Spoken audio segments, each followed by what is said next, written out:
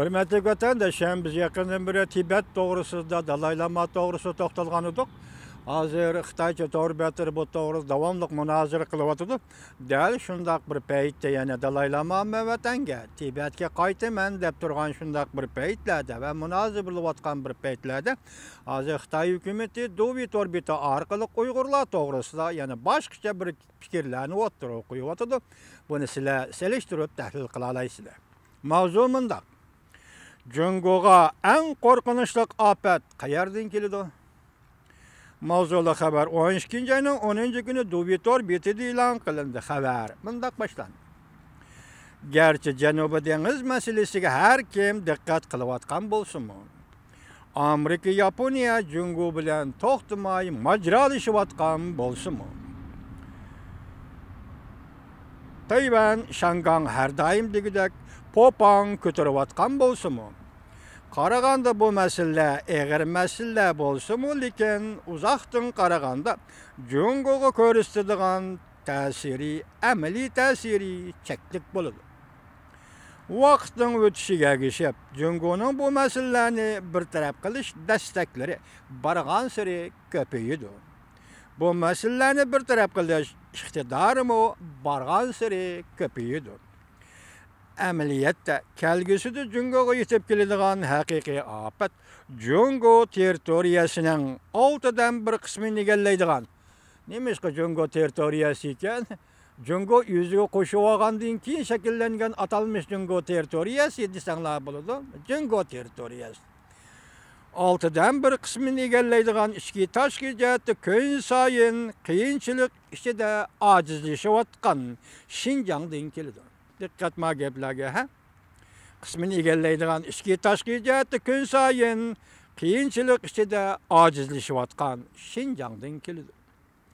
Uzundan qaraganda Xinjiang masalasining, ya'ni mustamlik Uyg'uriston masalasining ichki tashqi sabablari bargan sari kontrol qilg'ili bo'lmaydigan darajaga berib yetadi. Bu qiyin masala paydo qilgan oqibat bargan sari eg'ir bo'ladi. Sebepler bargan sari kontrol qilg'ili bo'lmaydi deydi. Xinjiang masalasi, ichki tashqi masalasi kontrol qilg'ili bo'lmaydi. Bu qiyin masala paydo qilgan oqibat bargan sari texmi eg'ir bo'ladi. Bir tarafdan aytganda Xinjiangning geopolitik muhiti kelgusi 10 yil ichida texmi yomonlashadi. İslamçı zo'ravon muqimsiz kuchlar Xinjiangning atrofida bargan sari ko'chga erishib, naytgan ketgan chegaralardan foydalanib Xinjiangga shiddat bilan singib kiradi. Amerika Qo'shma Shtatlarining Afg'onistondan o'zliksiz askari chekindirishiga erishib, bu cümleler saxta cümleler, hata cümleler. 8. ayının 21. gündən başlap Prezident Trump Afganistan yak O'rta Osiyo strategiyasi e'lon qilgandan başlap yana 4000'dan artıq askarni Afganistan'a avatdi. Sen nimaga asoslab Afganistandan Amerika askar chekindirib o'tdi deydigan bo'lding, ha? Ergishib chiriklashgan ojiz yumshoq Afganiston hukumati bara vaziyatni kontrol qila olmaydi.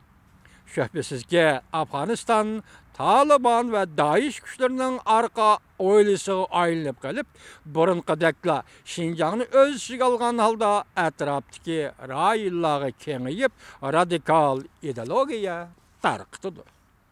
O'rta Osiyoda eng cho'ng davlat Qozog'iston 76 yoshli rahbari Nazarbayev 1990-yillardan boshlab Qozog'istonga 26 yil prezident bo'ldi. Sog'lomligi burunqiga o'xshamay qoldi. Lekin Qozog'iston hozirgacha muqim bo'lgan, tinch bo'lgan bir siyosiy tuzum o'rnatolmadi, deydi Dovit Orbiti yozgan maqolasida.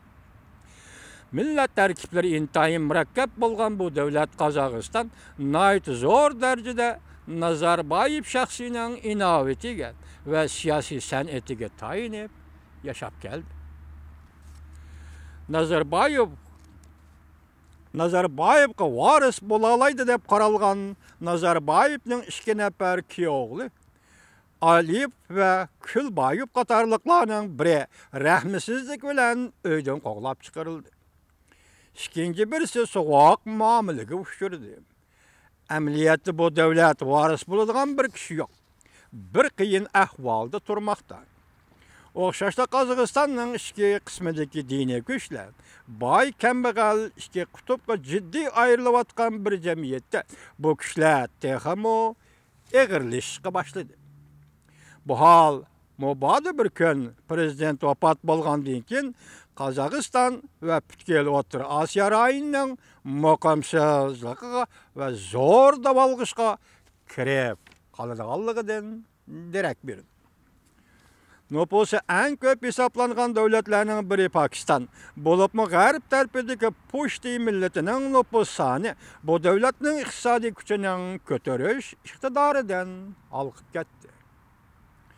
Nüfus besim aslida chiriklashish, boylik, gadaylik farqi bu devletning ichki qismidagi zo'ravonlarni tizginlash kuchini yo'qotib qo'ydi. Talibanlar, Daishlar, Sharqi Turkistonchilar Pakistan'ın g'arbiy shimol taraflarida bemalol kelib ketib yurayotidu. Tap tortmasdan bu makonni arqisab va mashqlantirish maydoni qilib kelmoqda. Uzundan qaraganda Pakistan önemi tuvan, alayda ko'ngil önemi tuvan, Pakistan önemi tuvan, ali ko'ngil bir hukumat, isyanchilarni tez puturolmaydi. Radikal kuchlarning Pakistondagi buzg'unchilik kuchi va ularning ta'siri kuchi hozir barg'ansiri ulg'aymoqda. Faktlar ko'rsatdiki, Xinjiangning atrofidagi geopolitik tartib tadrijiy holda yemirildi. Diniy kuchlar bu xarobilik ichida texmi ulg'ayib, Xinjiangning, ya'ni mustamlik Uyg'uristonning bizning tilimizda uzun ketgan chegaralari qo'yning tukidek chira toyning tukidek jira va chig'ir yo'llari singib kirishga qulaylik yaratib berdi. Davomini anglaysiz.